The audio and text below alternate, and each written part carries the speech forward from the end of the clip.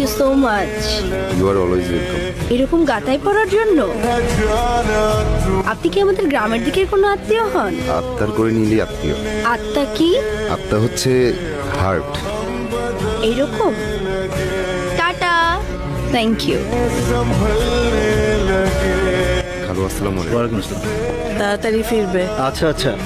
তোমার ঘরে এই যে এটা টেবিলে নাস্তা দেয়া আছে, খেয়ে নিও। তোমার নাম মামুন, শেফে ট্রেনিং নিতে আসছো। I think you love cooking. আসলে ম্যাথ আমার ফেভারিট।